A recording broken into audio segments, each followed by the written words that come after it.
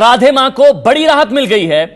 Bombay high court ने 2 हफ्ते तक गिरफ्तारी पर रोक लगा दी है, यानी कि अब कम से कम 2 हफ्ते तक उनको गिरफ्तार नहीं किया जाएगा। बॉम्बे हाई कोर्ट से 2 हफ्ते की उनको अंतरिम जमानत मिल गई है, एंटीसिपेटरी बेल मिल गई है, लेकिन उन्हें आपको बता दें कंडीशनल है ये, हर बुधवार पुलिस स्टेशन में हाजिरी देनी होगी। मृत्युंजय सिंह एबीपी न्यूज संवाददाता इस वक्त हमारे साथ जुड़ चुके हैं। मृत्युंजय, कंडीशनल बेल है, हर बुधवार हाजिरी देनी होगी।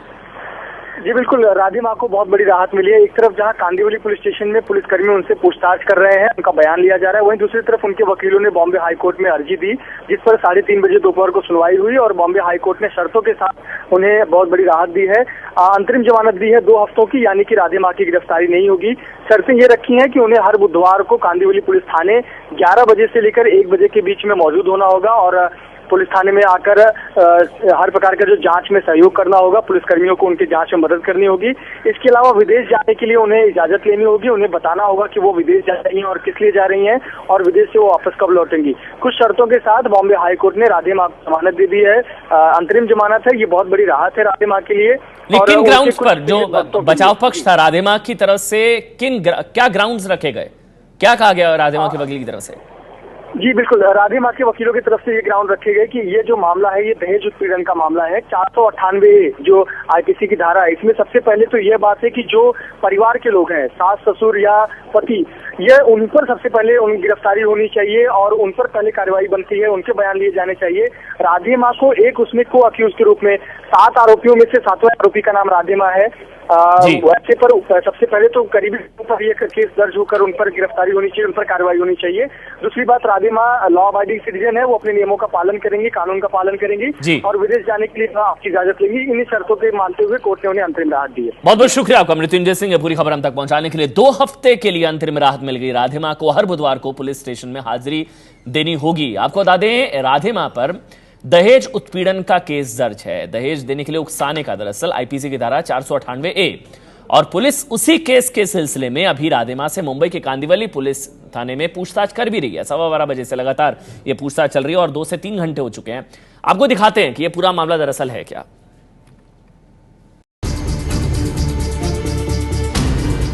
दहेज उत्पीड़न के मामले में अपना पक्ष रखने के लिए जब राधे मां घर से बाहर निकली तो उनकी वो चिर परिचित मुस्कान नहीं दिखी। कांदिवली पुलिस स्टेशन के बाहर अजीब नजारा दिखा। अंदर राधे मां से पुलिस की पूछताछ, बाहर उनके भक्तों का अजीब व्यवहार। आप एज ए भक्त क्या एहसास करते हैं, क्या करना चाहेंगे? जय माता। आप कुछ करना चाहेंगे मैम? आप कुछ कहना चाहेंगे? आप भक्त के रूप में कुछ कहना चाहेंगे? आप लोग वेट करें कांदिवली पुलिस स्टेशन के बाहर। मैम आप कुछ कहना चाहेंगे? आप भक्त कुछ कहना चाहते हैं? कुछ कहना चाहेंगे?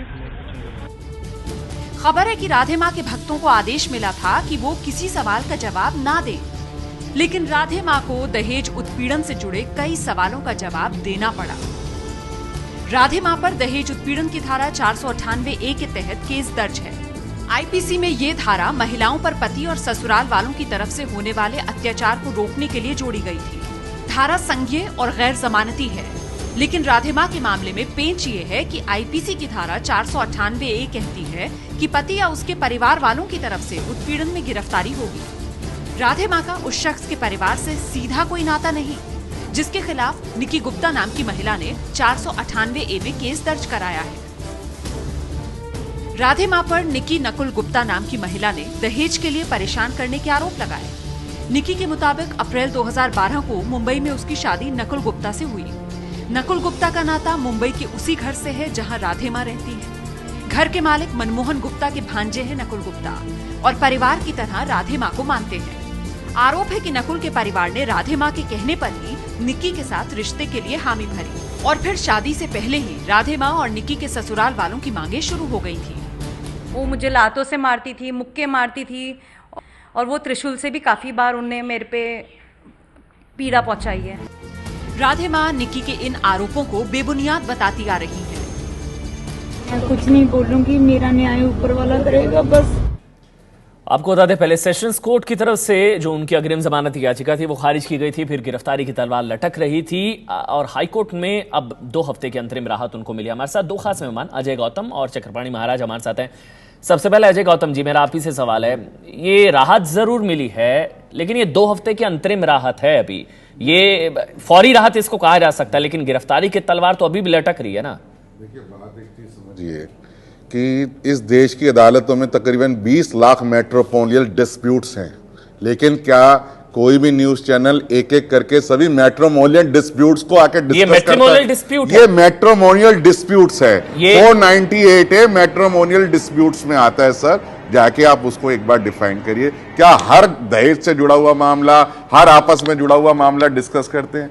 पहली बात, क्योंकि सनातन धर्म को बदनाम करने की और उस पर उंगली उठाने आरोप की इसलिए संगीन है क्योंकि किस लिए कथित संगीन धर्म, है? अपने आप को तो कथित धर्मगुरु, उनकी वेबसाइट पढ़िए ना सर, डिवाइन पावर्स, दैवीय शक्ति होने का वो दावा करती हैं, इस तरह से उनका मायाजाल बना गया, इसलिए गंभीर है सर। देश की राष्ट्रपति प्रतिभा पाटिल थी और जिस वक्त वो राष्ट्रपति की कुर्सी पर थी उस वक्त उन्होंने एक इंटरव्यू दिया कि उनके सपने में भगवान शिव आते हैं और आशीर्वाद देते हैं, उनके गुरु वो आते हैं, ब्रह्म ऋषि आते हैं। एक बात बताइए, देश के राष्ट्रपति को तो भगवान शिव दिख जाए, कोई आरोप नहीं, कोई अपराध नहीं। कह रहे हैं कि राधे मां के पास दैवीय शक्तियां हैं, आप ये कह रहे हैं ना? मैं देखिए, मैं सिर्फ ये कह रहा हूं, अगर कोई, आप नेट पे डालिए रेकी स्पेशलिस्ट, मैं ये कह रहा हूं, मैं ये कह रहा हूं वो एक ग्रस्त महिला है, उसके पास दैवीय शक्ति है या नहीं है, इसको नापने का या इसको साबित करने का ना कोई थर्मामीटर है। उकसवा सकती है किसी को, तो आप इंस्टिगेट कर रही हैं, आप साबित कर रहे हैं। अभी आवाज तो वो तो केस वही है ना सर, IPC की धारा 498। सर लिसन, थोड़ा सा सुनिए सर। केस दर्ज होना और केस साबित होने में बहुत फर्क है। अभी तो चार्जशीट दाखिल नहीं हुई है, अभी उनके ऊपर चार्जेस फ्रेम नहीं हुए हैं, अभी सिर्फ एक FIR है, जिसका मतलब है अगर कोई भी कॉग्निजेबल ऑफेंस होता है तो उसके अंतर्गत एक रिपोर्ट को लिखा जाना चाहिए, वो सिर्फ लिखा गया है ना, चार्जशीट फाइल हुई, हो सकता है चार्जशीट में नाम निकल जाए। मतलब आपके हिसाब से 498A का मामला जो है वो राधे मां के खिलाफ नहीं बनता? मैं कहता हूं उनकी अपनी 2 बहू हैं, मैं छोटा सा कह रहा हूं, मैं देखिए उनका ना समर्थक ना प्रवक्ता ना मैं मिला ना जिंदगी में मिलूंगा, ठीक है, और मैंने ही 2013 में उनको महामंडलेश्वर बनने का विरोध भी किया था, लेकिन मैं ये कहता हूं अगर वो ग्रस्त महिला है, वो अपनी रिलीजियस प्रैक्टिस करती है, चौकी करती है, जागरण करती है, कुछ भी करती है जो संविधान की धारा 25 ने उनको अधिकार दिया है, अगर कहता हूं उनकी 2 बहुएं, उन्होंने तो कोई आरोप नहीं लगाया कि ये दहेज मांग रहे हैं। बताइए ना, आप कह रहे हैं आप उनके समर्थक नहीं है, लेकिन जिस तरह के आरोप लग रहे हैं, आत्महत्या के लिए उकसाने का मामला लग रहा है, ये गुजरात में एक विधायक, उन्होंने कंप्लेंट दायर की है कि 7 परिवार के एक लोग उन्होंने आत्महत्या कर ली। सर मुझे एक बात बताइए, क्या पुलिस ने उस कंप्लेंट पे कॉग्निजेंस भी नहीं लिया? एक सिंपल कागज लिख के आप भी थाने में जाकर दे आइए, तो इसका मतलब शिकायत दर्ज होगी क्या? लेकिन कुछ तो सच्चाई होगी ना सर। क्या सच्चाई है? This is all to create a sensation and publicity. अच्छा, क्यों किया जाए? उन्हीं को क्यों टारगेट किया जा रहा है? किनको? ये तो है 2013 के अंदर देखेंगे आशाराम जी का मामला आया, वो इतना चला। 2014 के अंदर साईं और शंकराचार्य जी का मामला आया, वो इतना चला। अब 2015 के अंदर तीनों मामले अगस्त में ही आए थे, ये भी मैं आपको बता दूं, तीनों मामले अगस्त के अंदर। और 2015 के अंदर ये सुखविंदर कौर जी का और बब्बो जी का मामला आया। अब ये लगातार चल रहा है। कोई सर कोई सिर पैर नहीं है। मुझे बताइए, उनकी बहू नहीं कह रही कि मैं इससे दहेज मांगती है। तीसरा गांव जिससे कोई ब्लड रिलेशन नहीं, जिससे कोई रिलेशन नहीं, वो आदमी आके कह रहे हैं दहेज मांग रहे हैं। अरे कुछ आप सोचिए तो सर। अच्छा, क्यों हो रहा है? ये कोई कॉन्स्पिरेसी है? देखिए, मैं तो ये कहता हूं, आप कह रहे हैं पहले भी अगस्त में आया, फिर से अगस्त मैं तो में कह रहा हूं सर, मैं ये कह रहा हूं कि हर चीज की जांच होनी चाहिए। सुखविंदर कौर जी के ऊपर जितने आरोप है पूरी संगीनता से उनकी जांच होनी चाहिए। जितने आरोप किसी भी व्यक्ति पर लगते हैं उन सब आरोपों की जांच होनी चाहिए। जो आरोप लगाते हैं उनकी भी जांच होनी चाहिए, ताकि ये पता चले कि इसके पीछे पूरा मामला है क्या। आखिर ऐसी चीजें क्यों बार बार अगस्त के महीने में 2012 से लेकर 2015 तक हमेशा अगस्त के महीने में क्यों आती हैं? 498A गैर जमानती धारा है सर। गैर जमानती धारा है। सुप्रीम कोर्ट की लेटेस्ट जजमेंट पढ़ लीजिए, जिसने कहा है कि which rules make for the safety of the women they are using as a weapon for personal vendetta against enemies. ये सुप्रीम कोर्ट की वर्डिक्ट है और उन्होंने सर्टेन गाइडलाइन, मतलब परिवार से कोई लेना देना नहीं है उनका। अगर उनका, मैं कह तो रहा हूं सर, सुप्रीम कोर्ट ने साफ कहा। आप बताइए, 7वीं अभियुक्त है, पहली 6 को तो किसी ने गिरफ्तार नहीं किया, 7वें को कर लीजिए। अरे भैया, दहेज मांगा होगा, उनके पति ने मांगा, करो ना गिरफ्तार। चक्रपाणी महाराज भी हमारे साथ। चक्रपाणी महाराज साहब, अजय गौतम जी कह रहे हैं कि ये मामला बनता ही नहीं है 498A का, उनकी गिरफ्तारी होनी ही नहीं चाहिए, और नहीं, ये मामला ही नहीं बनता उनके खिलाफ, राधे मां के खिलाफ।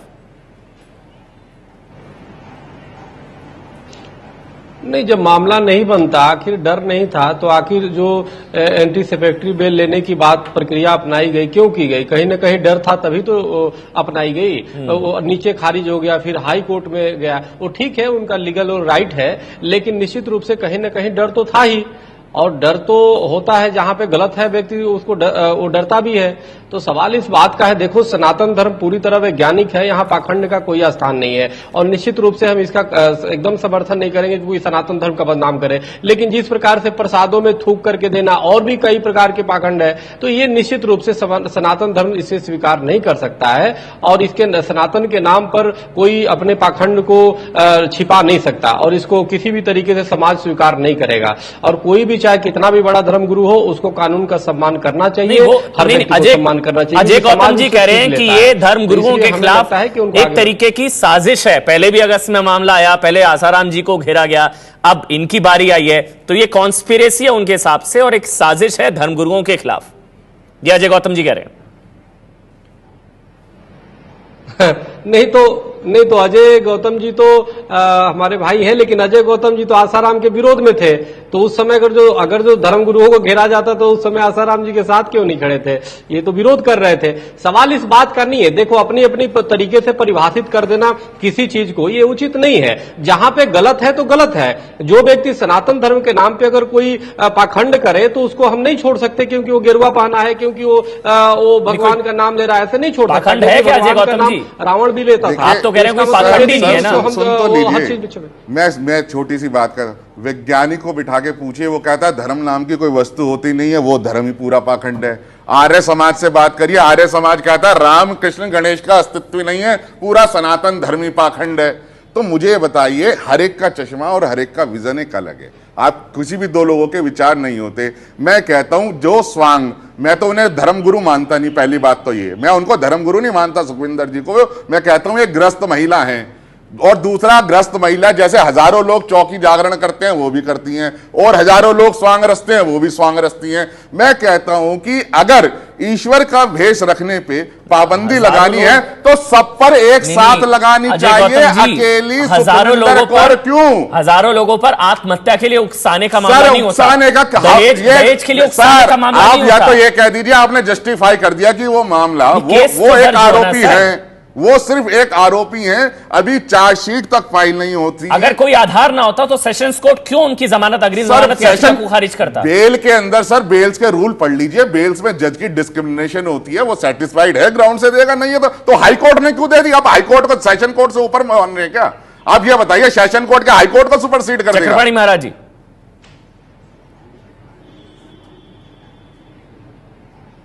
देखिए ऐसा है, आप ये जो बोल रहे हैं लीगल बात बोल रहे हैं, चलिए वो तो ठीक है, हाई कोर्ट ने उनको राहत दी है, बिल्कुल दी है, और उन्होंने कुछ समझा होगा, देखा होगा, इसी आधार पे दिया होगा। निश्चित रूप से ये बात है, लेकिन कोई भी धर्म के नाम पे किसी भी तरीके से पाखंड का कोई भी बर्दाश्त नहीं कर सकता। और जहां पे देखिए अजय जी की बात है, अजय जी तो खुद पाखंड के खिलाफ काफी इन्होंने कई बार लगाते रहते, रिट दायर करते हैं। तो हमें लगता है कि इनको तो ये सब चीजों से बिल्कुल बचना चाहिए। और बहुत अच्छी बात इन्होंने कहा कि वो धर्म गुरु नहीं है, तो ये ठीक है, लेकिन धर्म के नाम पे फिर भी आखिर कुछ किया जा रहा है तो गलत है, और इसका पुरजोर इसका विरोध करना चाहिए।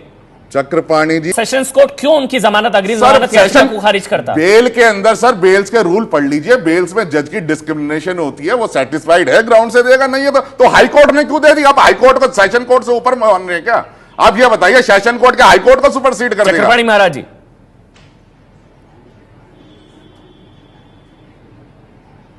देखिए ऐसा है, आप ये जो बोल रहे हैं लीगल बात बोल रहे हैं, चलिए वो तो ठीक है, हाई कोर्ट ने उनको राहत दी है, बिल्कुल दी है, और उन्होंने कुछ समझा होगा, देखा होगा, इसी आधार पे दिया होगा। निश्चित रूप से ये बात है, लेकिन कोई भी धर्म के नाम पे किसी भी तरीके से पाखंड का कोई भी बर्दाश्त नहीं कर सकता। और जहां पे देखिए अजय जी की बात है, अजय जी तो खुद पाखंड के खिलाफ काफी इन्होंने कई बार लगाते रहते, रिट दायर करते हैं। तो हमें लगता है कि इनको तो ये सब चीजों से बिल्कुल बचना चाहिए। और बहुत अच्छी बात इन्होंने कहा कि वो धर्म गुरु नहीं है, तो ये ठीक है, लेकिन धर्म के नाम पे फिर भी आखिर कुछ किया जा रहा है तो गलत है, और इसका पुरजोर इसका विरोध करना चाहिए।